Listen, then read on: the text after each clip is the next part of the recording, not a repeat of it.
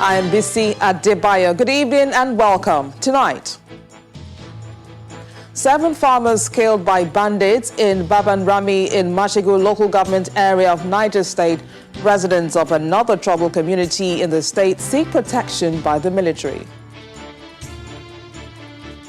Cross River State government seeks assistance from the federal government in the wake of the second wave of COVID-19, seeks urgent establishment of testing center and isolation facilities.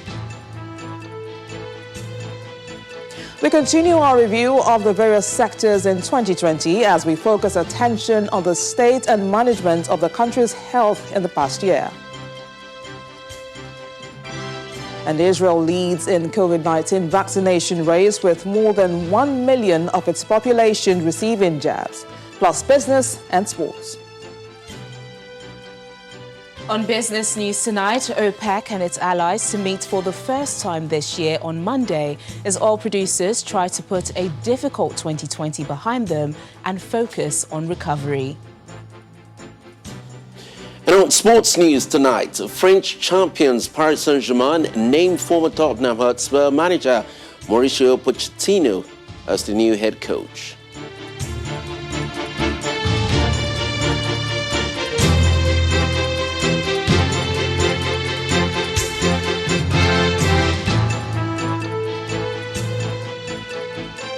It's a new year, but for the residents of some communities in the northern parts of the country, nothing has changed between last year and now.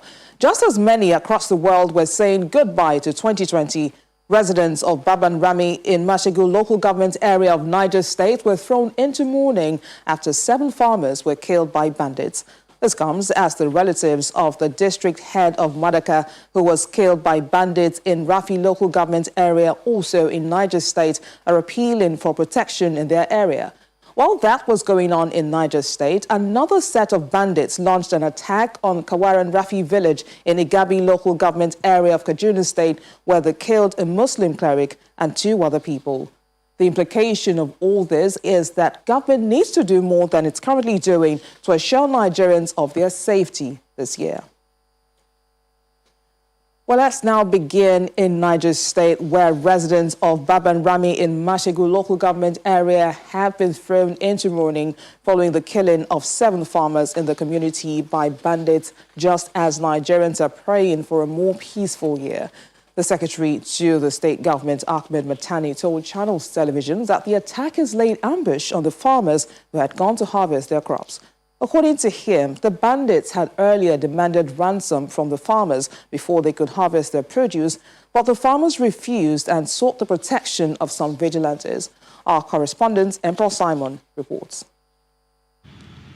Mashegu local government area is one among the local governments in Niger State that have witnessed incessant banditry attacks in recent times.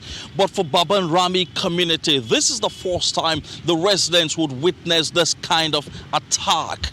According to the Secretary to the State Government, Mr. Ahmed Matani, who spoke to us earlier on telephone, he said that the attackers had issued a kind of threat to the community, warning them not to go and harvest their produce. They also gave them a condition of paying ransom. But against the wishes of the bandits, the residents decided to engage some vigilante members for their cover. But they still could not escape the gunshots of the bandits. This is no doubt a sad way to start the year 2021, considering the fact that the state governor, Abubakar Bello, in his New Year message, had assured the residents that protection would be given to their lives and property. According to him, the year 2021 would also see the government clamping down on the bandits. Since the renewed attacks by bandits in Niger State in January 2020, at least over 50 persons have been killed. 100 others are said to have been abducted and are still in the captivity of the bandits, while at the moment, more than 5,000 persons have been displaced from their homes. It appears that the fight against banditry in Niger State is far from ending. From Niger State, Emperor Simon, Channels Television News. And staying in Niger State, relatives of the district head of Madaka, who was killed by bandits in Rafi local government area, are appealing for the establishment of a military base there.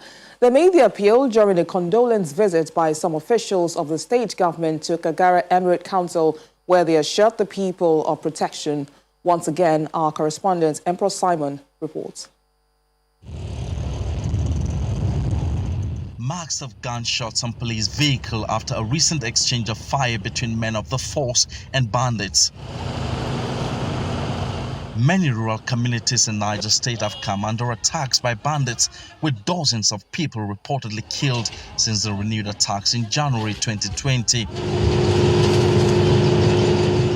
The latest is the killing of district head of Madaka, Yao Idris, a member of the Kagara Emirate in Rafi local government area of the state, after he was abducted from his home in December 2020, a development which the state government is responding to. Relations of the deceased recall the sad experience and their plight. Really, it's a very terrible thing. We are in a sorrow condition, and the people there are migrating. It means they want to terminate the area from us locally. Why should it be so? Security situation at Madaka collapse. No security. No security. Even the Bangal people, they have run away from Madaka.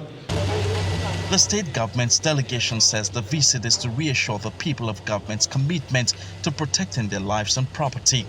The delegation appeals for cooperation in the fight against banditry. Basically to just show, the people that he's still with them.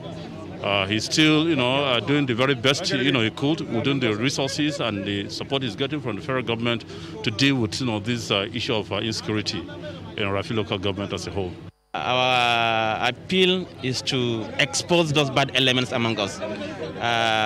Whoever is conniving with these bad elements should be exposed so that the generality of the people will have peace. The gesture is commended by the Kagara Emirate Council. We are elated.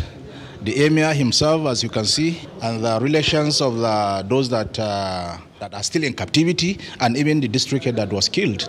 You can see how elated they are with this prompt and sharp response on the side of the government.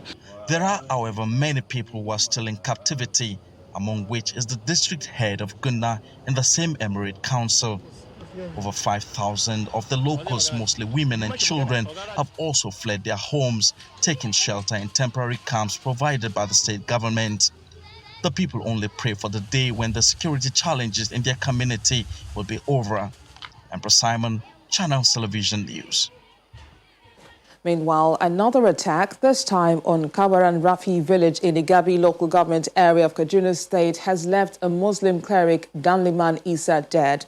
The attack, according to the Kaduna State Commissioner for Internal Security and Home Affairs, Samuel Arwan, was carried out by suspected bandits. In a statement, the Commissioner described the attack as premeditated, adding that the number of the cleric, or the murder of the cleric rather, is linked to his vocal stance against the killing and kidnapping of residents by bandits.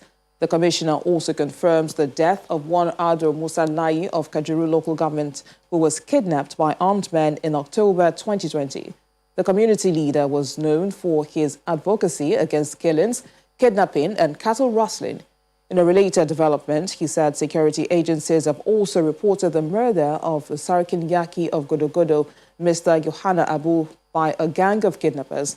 The Commissioner states that 5 persons have been arrested in connection with the killings as security agencies continue to investigate the incidents. And as part of efforts to curb the menace of banditry, kidnapping and other sundry crimes on the Abuja-Kaduna Expressway, the Nigerian Air Force has commenced what it calls a special operation on the ever-busy road. During the exercise, codenamed Tanmaku Gyazo, meaning help has come, the Chief of Air Staff, Air Marshal Sadiq Abubakar, explains that the timing for the conduct of the operation is apt, as it readily tests the combat and physical readiness of NAF personnel to face the very difficult security challenges currently confronting the nation. In the quest to achieve professionalism, service members are subjected to excruciatingly difficult training procedures and exposures to various terrain conditions to enable them achieve and maintain a high level of combat effectiveness. This no doubt will help our personnel perform at the highest standards throughout their career. It is no longer news that our great nation is passing through very difficult times, going through serious internal security challenges. By organizing this exercise, we are also mindful of the need to sustain professionalism among our personnel. I also wish to use this opportunity to reassure Nigerians that the Nigerian Air Force remains fully committed to the successful execution of its constitutional roles and will continue to meet its statutory responsibilities of defending the territorial integrity of Nigeria and its national sovereignty, whether acting singly or in unison with surface forces and other security agencies. Staying with security, some settlements at Manawaji in Borno State have come under airstrikes by the Air Task Force component of Operation Lafia Dole. The coordinator of Defense Media Operations, Major General John Enenche, explains in a statement that the airstrikes were carried out yesterday, leading to the destruction of some of the structures and logistics stores of Boko Haram terrorists, with some of them neutralized in the process. The insurgents could be seen fleeing the location on site in the NAV aircraft. General Enenche states that the airstrikes were executed with the deployment of a force package of Nigerian Air Force fighter jets and helicopter gunships after a series of aerial surveillance missions shows that the new settlement was being used to store their weapons and logistics items, as well as plan and stage attacks. And back here in Lagos, the State Police Command is warning that it will not be business as usual in the new year, as it will deal with anyone found to be involved in cultism. This is coming against the backdrop of a bill recently passed by the State House of Assembly, which also states that parents and guardians who are liable may receive some form of punishment. Operatives of the command's Rapid Response Squad are now patrolling crime-prone areas across the city to fish out culprits. Those good people, civic-minded people, we show them love, we protect them. Or hoodlums, we give fire for fire. A call for operational duty to show bad eggs the way out of Lagos. This combat-ready awareness patrol has the intent to flush out cultists, curb armed robbery and menace of traffic robbery across Lagos. Cultism in Bariga Uruchoki axis. We are working on that. Everything humanly possible within the ambit of the law is going to be done. And we are already doing that. All those areas that we got that information, we are ready to get into all those areas in order to nip in the bud.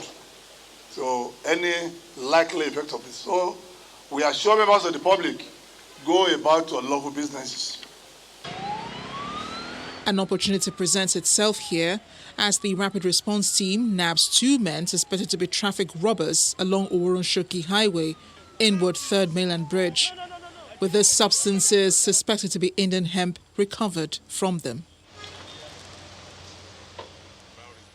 The expression on the faces of residents of Ogudu, Oworo, Bariga, Shomolu and other areas who may have witnessed cultist supremacy clashes is noticeable. Every mechanic you see around, every carpenter you see around, they join cultism because they thought that's the only way they can have power to oppress others. And it's one of the issues, the menace we are facing in Shomolu. We just passed the law that forbid cultism in Lagos State, and with attendant sanctions. Anybody in Shomolu today that will see the strength of the RRS today, and we will not shake. Those boys are part of it. They're here. Some of them are here. They've gotten the message, and I know that they will not do again. And I've just told him, if anything happens again in Shomolu, I'll be his informant. I will give him the names of all those boys that are involved because we want peace. I was a former military officer, and I am happy. When I see my men, I am happy with them. They are people of action, they are people to move with, they are people to be recognized. The recently passed bill on cultism by the Lagos State House of Assembly awaiting the governor's consent is a step in the right direction. The bill, which defines the scope and sanctions on any act capable of breaching peace in the state, also contains punishments for parents and guardians for concealment of information on any cult member. In part two, after the break, updates on the COVID-19 fight in the country. Plus, we turn our attention to the health sector as we continue our sectoral review of 2020. To join us again. Welcome back. If you've just joined us, you're watching the news at 10 live on Channels Television Lagos. A reminder of our top stories. 7 farmers killed by bandits in Baban Rami in Mashegu local government area of Niger State. Residents of another troubled community in the state seek protection by the military. Cross River State government seeks assistance from the federal government in the wake of the second wave of COVID-19, seeks urgent establishment of testing center and isolation facilities. We continue our review of the various sectors in 2020 as we focus attention on the state and management of the country's health in the past year. And Israel leads in COVID-19 vaccination race with more than 1 million of its population receiving jabs.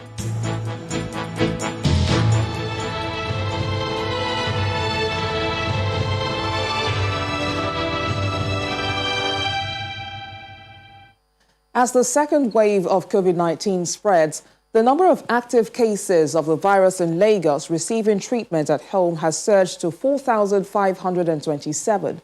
This is according to the State Commissioner for Health, Professor Akin Abayomi, while giving an update on the situation in a tweet on his social media handle. He states that 23,036 recoveries have been recorded within communities, while 2,920 have been discharged from COVID-19 Lagos care centers. 140 cases are currently in isolation and are being monitored by the state COVID-19 response team. Meanwhile, the state government has identified 5 top high-burden local government areas in the state with COVID-19 cases as Etiosa, Ajeromi, Surulere, Amuwodofi, and Mushin. Professor Abayomi appealed to residents to stay safe and avoid crowded places, warning that those who have no reason to move around should stay at home. With the total cumulative number of COVID-19 tests conducted in the state standing at over 200,000.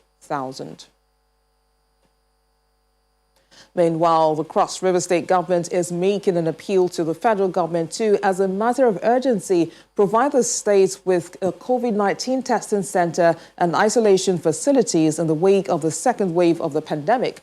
Cross River State Commissioner for Health, Dr. Betta Edu, says the urgency is owing to the looting of the state-owned testing and isolation centers in the aftermath of the EndSARS protest last year. According to her, COVID-19 samples were stolen during the incident, putting the lives of the looters and other residents at risk.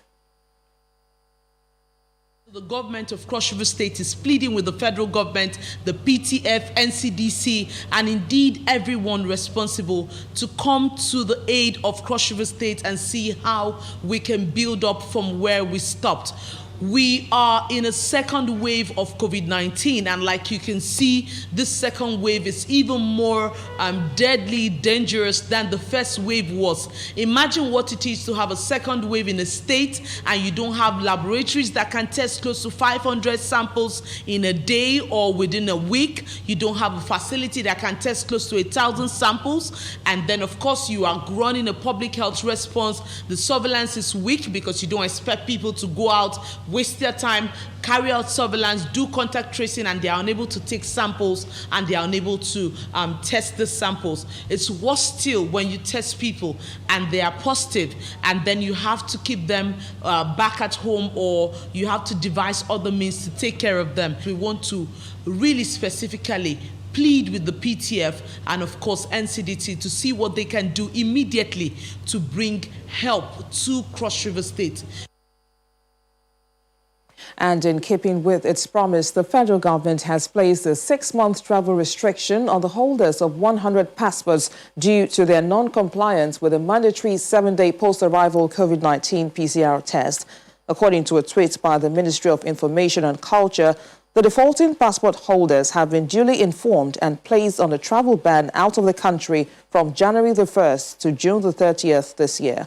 The chairman of the Presidential Task Force on COVID-19, Mr. Boss Mustafa, said during a briefing in Abuja last month that the federal government will suspend the passports of the first 100 passengers that fail to take their post-arrival PCR test as a deterrent for breaking the COVID-19 protocols. Now, the year 2020 could arguably be called the year of COVID-19 pandemic. With more than 88,000 infections and counting in Nigeria, it shifted attention from other infectious diseases such as Lassa and yellow fevers and shows no signs of abating anytime soon. Our correspondent Mary Alale Yusuf reports on major events in the health sector in 2020 as we continue our sectoral review for the year. The case was confirmed on the 27th of February 2020.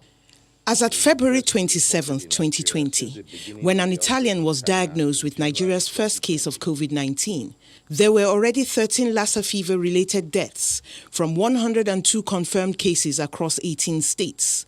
This proved to be the worst ever Lassa fever outbreak, with an approximate 45% increase in the death toll over the previous year, and it has not stopped. But Lassa fever is taking a back seat to the pandemic that COVID-19 has become, which claimed almost 1,300 lives in the country by the end of 2020, and 20 doctors in 1 week in Nigeria. The re-emergence of yellow fever took the health sector by surprise, the weakness of its foundation exposed by the pandemic. Access to health care was affected drastically because people became afraid of going to hospitals because they were afraid of, let me not go to the hospital and then I'll be tagged as having COVID, or I'll go and contract COVID from the hospitals. So you had surgeries postponed, you had things, people who had oncology cases, cancer cases, had to be, okay, you come back another time. Because when you have a whole unit that is taking care of patients, maybe when one doctor or one nurse or a health worker is affected, having to close down that unit, so the patients that have been coming to that unit are affected. No one knows when or if COVID-19 will end, but it will be remembered as the cause of thousands of lost jobs, broken economies, a new way of living, and the fastest ever race for vaccines. It was indeed a bright spot in Nigeria's health sector to receive the polio-free certification from the World Health Organization, the last African country to achieve this feat after going 3 years without recording a case of the wild polio virus. The budget allocation for health in 2020 came to about 427 billion naira, a mere 4.14% of the total budget and far short of the 15% ideal. Effort for the COVID-19 pandemic came mostly from special funds and the private sector. Experts say outbreaks will happen from time to time, so preparedness should be the watchword. All the factors that make for emerging infections are working together. Large population that's still increasing, poor housing, poor environmental sanitation, we have more avenues for mosquitoes to breed, rodents to breed. So whether it's Lassa fever, whether it's yellow fever, whether it is COVID as we have it now. An emergency plan should be available at every level, state government, local government level, district level. Resident doctors, considered a major workforce of public hospitals, embarked on a strike to protest lack of personal protective equipment, non-payment of COVID-19 inducement allowances, life insurance and death in service benefits, among other things. Government responded with an increased supply of PPE and more testing facilities across the country, but according to resident doctors, did not meet other demands once they called off the strike. The Minister of Health unveiled the revised Universal Healthcare Fund implementation guidelines leading up to 2022. If adhered to, this plan should improve healthcare indices in the country. Mary Alale Yusuf, Channels Television News. Mary joins us now to talk more about the health sector in 2020. Good evening, Mary. Good evening. Now, I mean, you've reported on the health sector for many years, but I'm sure that the year 2020 stood out and was probably the busiest for you due to the COVID-19 pandemic. But how would you characterize the sector in 2020? What a year, BC. Let me start with the fact that we already knew we never had enough doctors, nurses, and health workers in the country because of the brain drain. Doctors just leaving our shores every year. The register, NMA register, has 75,000 doctors, but they report that 33,000 of those doctors have left. So we have about 42,000 manning 200 million people in the country. Just 42,000 doctors.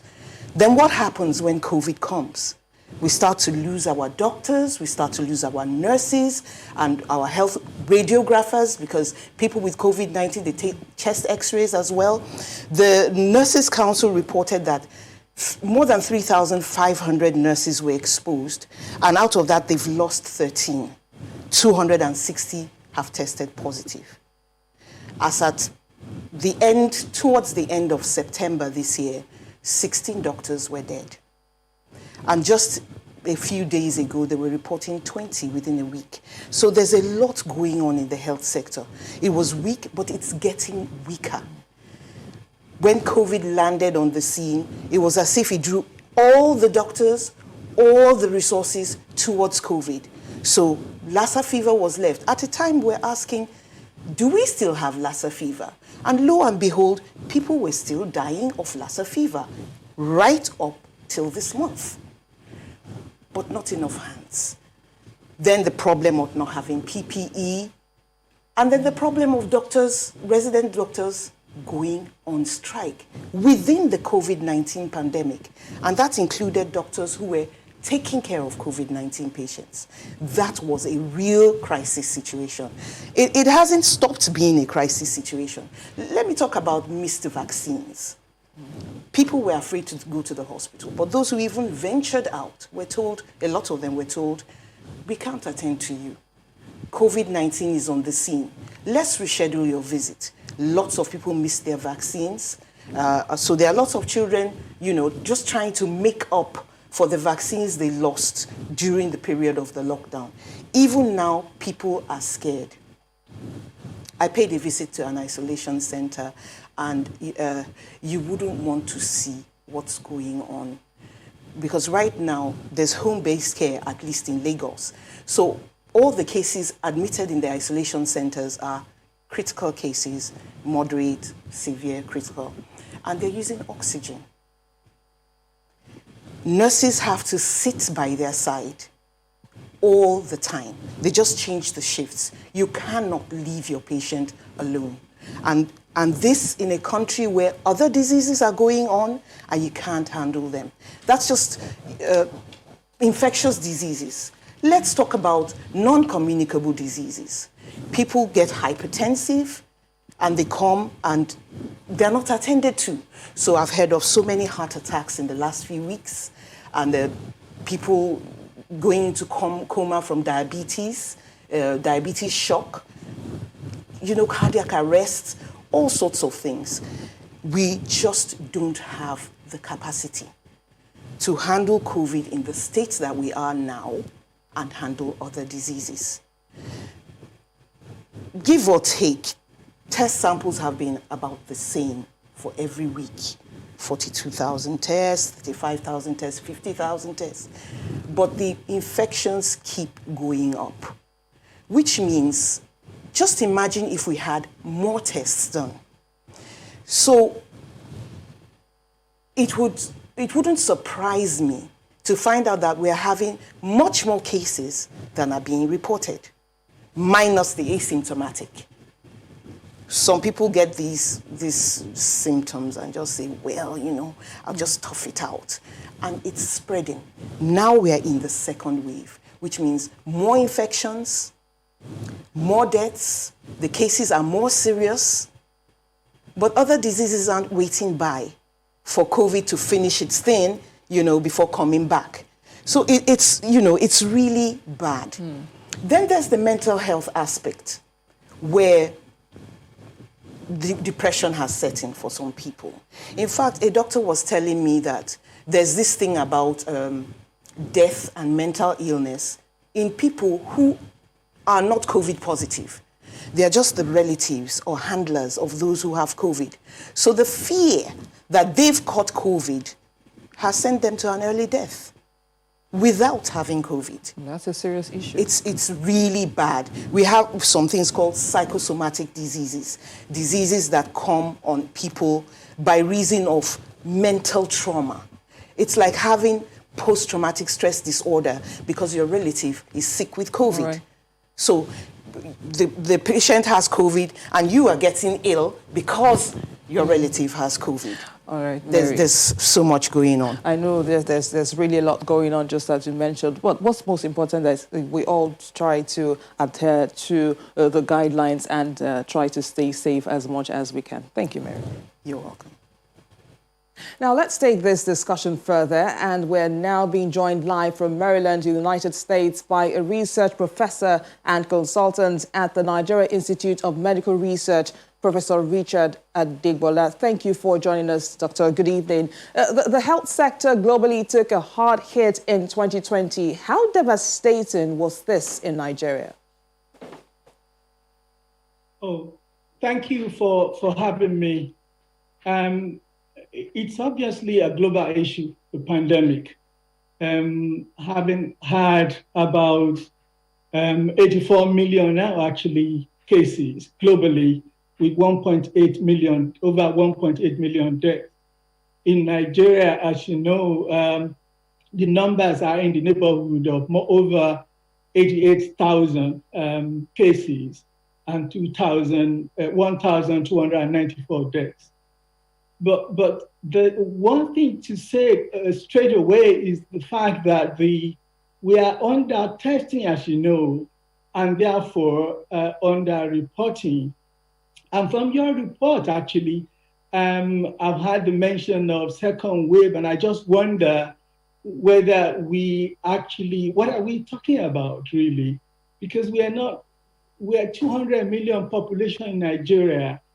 As you can see from the efforts from NCDC on their website, we've only tested over 900,000 samples. That means, really, we have tested less than 1 million samples from 200 million people, far less than 0.5%. So I'm not sure that we can begin to talk about second wave. The more you test, the more cases you see, and that's, I think, what is happening. I think what's essential now is to make sure that we adhere to the non-pharmaceutical measures of protection, hand washing, avoid crowded places, social distancing, using face masks and whatever, to make sure that we actually don't expose ourselves to getting the virus. But this has really affected Nigeria, not only in the life and the living, but also the economic impact. As you know, the lockdown actually put many people out of jobs in Nigeria and elsewhere globally. Professor, now, with all that you've said, to what extent has all of this exposed the state of the health sector? I'm asking because of the high number of healthcare workers that have died, the high level of brain drain in the healthcare sector, and looking at everything that has happened. You will recall that the President, His Excellency the President, did the right thing, actually appointed a presidential task force to combat the pandemic in Nigeria. And in their first report, they actually rightly said that the healthcare system in Nigeria, because of its status, cannot cope with an exponential increase of the disease in Nigeria, and rightly so. So it's not surprising that because of the status of our healthcare system in Nigeria presently, our gallant healthcare workers in the forefront of these issues were obviously exposed and paid the price, unfortunately.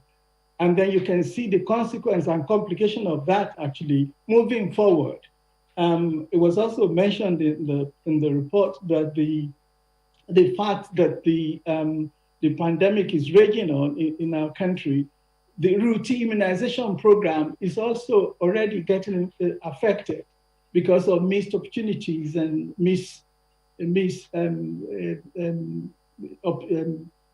because they are not able to take the vaccines as scheduled. That means, unfortunately, that even when the pandemic is over or while it's still going on, we're going to have more deaths from vaccine-preventable diseases, for which we normally expect children to be protected. But it's not so. We have to also mention here that it is not all bad news. The good news on the horizon is that there are now vaccines that are being given emergency use authorization, at least 2 of them, and the third has been approved again recently in the UK. So there is hopefully light coming on at the end of the tunnel that in this new year, at some point in time, there will be vaccines available. What we need to do in Nigeria now is to start preparing now, so that when the vaccine is available, we'll be able to deliver them. We know that globally there's a plan to make sure there's equity in access, but equity in access is different from equity in delivery. So are we going to start learning from our past mistakes or what is happening now to make sure that we get our healthcare system ready in terms of the platform to deliver the vaccine when one is available? So, Professor, with all of this now, where do we go from here? What do we do to keep Nigeria's health sector alive in 2021 and beyond? Look, I will start with saying a common quote that says, if you want to solve a problem, study it. Research is the key for many of our problems and potential solutions in Nigeria. We shy away from data. And again, that's why we're talking about first wave and second wave and what have you now, when we don't actually have the baseline. So we need to spend more money on research.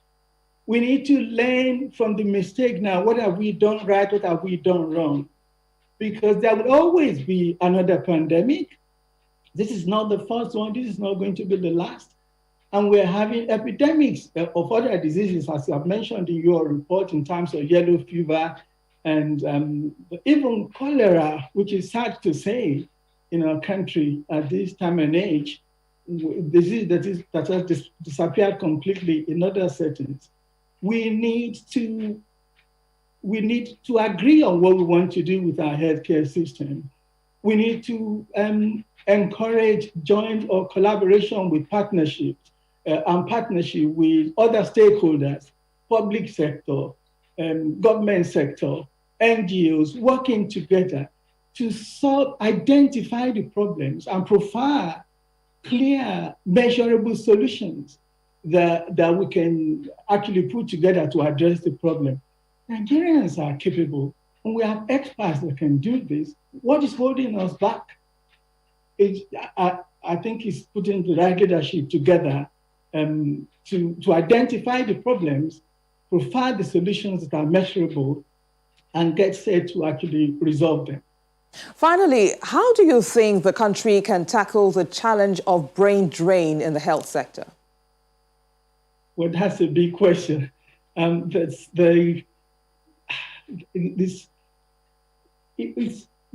can see the answer is not easy for me to prefer.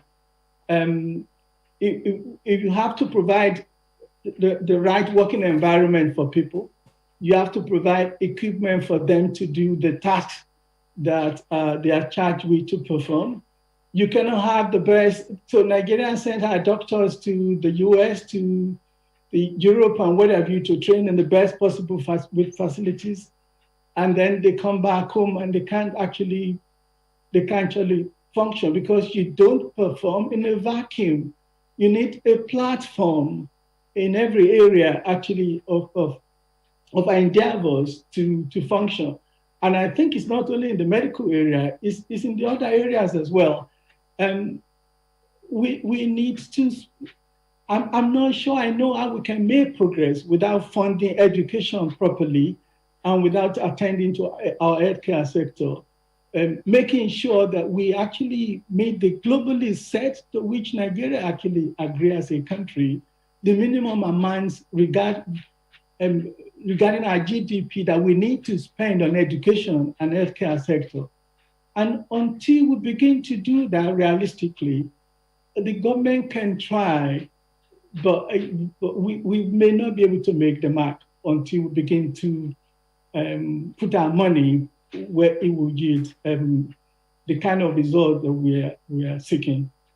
It's been an interesting conversation with you, research professor and consultant at the Nigeria Institute of Medical Research, Professor Richard Adegbola. Thank you for speaking with us on the news at 10, and we wish you a Happy New Year. Thank you. Happy New Year. Thanks for having me.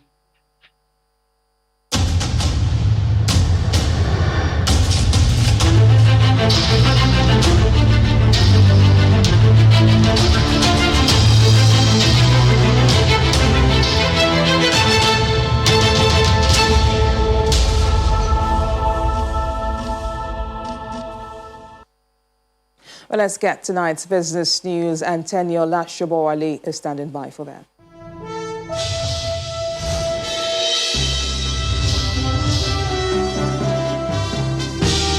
Thanks a lot, Missy. Welcome to Business News. The Organization of Petroleum Exporting Countries and its allies are set to meet for the first time this year on Monday to decide on production levels for February, hoping to turn around the turbulent year that rocked the oil industry. The group of oil producers in their meeting in December last year agreed to increase crude production by 500,000 barrels per day in January. They also agreed to meet at the beginning of each month in order to decide on any adjustments to production volumes for the following month. Both Brent and WTI crude ended the week around the $50 per barrel level, far lower than the prices seen at the start of 2020, but well up on the lows seen last year. Meanwhile, Russia's crude oil and condensate output fell to its lowest in 9 years in 2020, owing to its significant role in the OPEC Plus production cuts since May last year. According to the country's energy ministry, Russia produced a total of 512.7 million tons of crude and condensate last year, which shows that it maintained a daily output of 10.27 million barrels per day, a steep decline following an 11-year consecutive growth trajectory. It adds that in December, Russia produced 42.46 million tons, showing a compliance rate averaged at 95% from May till November last year. Back home, latest report by the Central Bank of Nigeria shows that banks maintained their financial stability in the third quarter of 2020, owing to the loosening of the monetary policy stance in order to ensure adequate supply of credit to real sector and boost banking sector liquidity. The third quarter economic report adds that the financial sector remained resilient as asset quality improved to 6% as at the end of September last year. It states that the industry capital adequacy ratio inched up marginally to 15.4% compared to the level at the end of June, while liquidity ratio stood at 61.8% above the 30% benchmark. The Transmission Company of Nigeria says it will commence the construction of a one-cycle switch along the Igwaji 132 to 33 kilovolt transmission substation in Enugu State from January the 11th to February the 9th in order to provide improved power supply in the region. According to a statement from TCN, residents being serviced by the Igwaji Makurdi 330 kilovolt line 1 and 2 circuits will witness power outage from within the hours of 8 a.m. to 6 p.m. during the 4 weeks of works. The statement adds that no load will be interrupted during the period of the outage, but consumers will be fed power from both the Ikotekpene and the New Haven transmission substations. The Kogi State Governor, Yaya Bello, has signed into law a budget of 130 billion naira for the state's 2021 fiscal spending. The governor says his administration will ensure that the 2021 budget will be in alignment with realities and performances like previous budgets passed. And that's business news tonight. I'm Teniola Shoboale. It's back to you, Bissy. Many thanks, Tani and Kayode. Alayode is here to bring us tonight's sports news.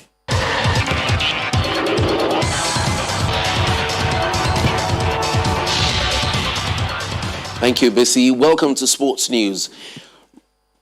Rivers United have defeated Abia Warriors 1-0 in a matchday 2 game of the Nigeria Professional Football League played at the Enyimba Stadium in Aba, Abia State. Fortune Omoniwari scored the only goal in the 20th minute to give the CAF Confederation Cup campaigners their first away victory. Rivers United now moved to the top of the table with 6 points. And in the English Premier League, Son Heung-min scored his 100th goal for Tottenham Hotspur as they returned to winning ways with an emphatic 3-0 win over Leeds United. This is Tottenham Hotspur's first league victory since December last year. Nigerian-born forward Eberechi Eze scored a stunning solo goal as Crystal Palace piled on the misery for struggling Sheffield United with a 2-0 victory at Selhurst Park. Brighton and Hove Albion came back from behind to force Wolverhampton Wanderers to a thrilling draw at the American Express Community Stadium. Meanwhile, Tottenham Hotspur have condemned Eric Lamela, Sergio Regulion and Giovanni Lo Celso for breaking COVID-19 protocols after the trial was spotted at a large party. The players were pictured at the gathering over the Christmas period, breaching strict Tier 4 guidelines that prohibit mixing with other people indoors. The photo was circulated on social media, and Tottenham Hotspur are set to take disciplinary action after issuing an angry rebuke about the players' behavior.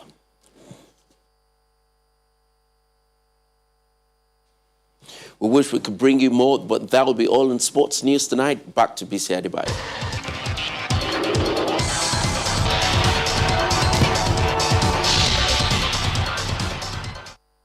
Many thanks, Coyote. Now let's bring you stories from outside the country. And South Africa is one of the countries hardest hit by the COVID-19 pandemic until the beginning of the year provided the nation an opportunity for sober reflection.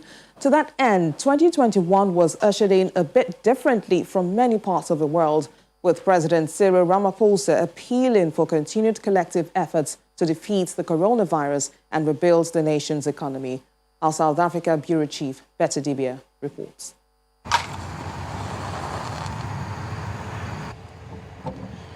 Just like President Cyril Ramaphosa directed, most of South Africa ushered in 2021, lighting up a candle in honor of those who lost their lives owing to the COVID-19.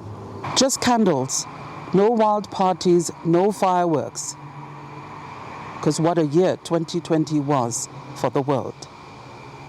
And who would have thought that the first, second and third world countries would be on the same live global ticker board for the very same disease? Who would have thought that the world, great and small, would be struggling to stay safe behind a mere mask? Are you happy? Very. Who would have thought that the freedom to be out and about once more would sometimes be an intoxicating experience? South Africa has been the worst hit in Africa, but the general wish is of hope and safety.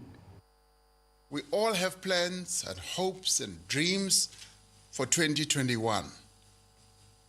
Perhaps the greatest of them all is the simplest. We wish for the new year to bring better health, stability and prosperity for ourselves and our families. My prayer is that Nigeria knows peace, prosperity and progress. COVID-19 taught us to adapt, and if you don't adapt to the new normal, life becomes very difficult. So let's practice agency and let's go get our dreams. I want to encourage you to have a wonderful and a happy holiday. But to do so, please do so safely. If 2020 were a song, this would be it. Jerusalem, South Africa's gift to the world, released in 2019, but made popular by this Angolan group's dance challenge.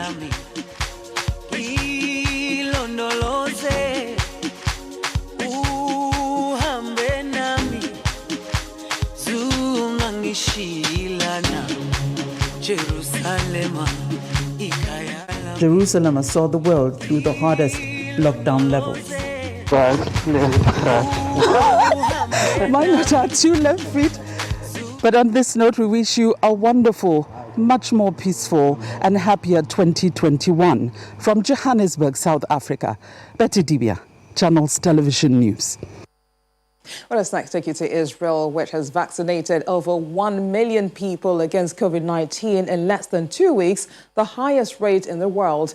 Having ramped up to a 24/7 operation, health providers are administering the first dose of the Pfizer-BioNTech vaccine at a rate of 150,000 people a day.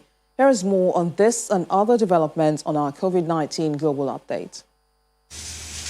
The speedy rollout of a COVID-19 vaccine to over 1 million of Israel's about 9.3 million population has made the country the world leader in administering vaccines relative to population size.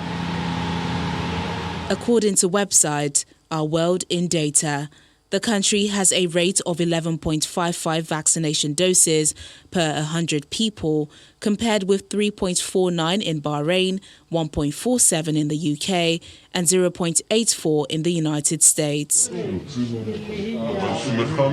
Prime Minister Benjamin Netanyahu has predicted Israel could emerge from the pandemic as early as February. It's currently in its 3rd national lockdown.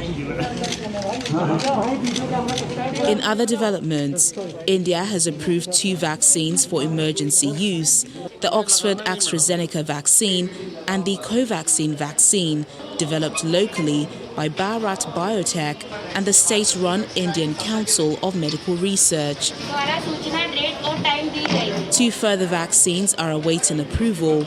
The country aims to vaccinate 300 million people by the middle of the year.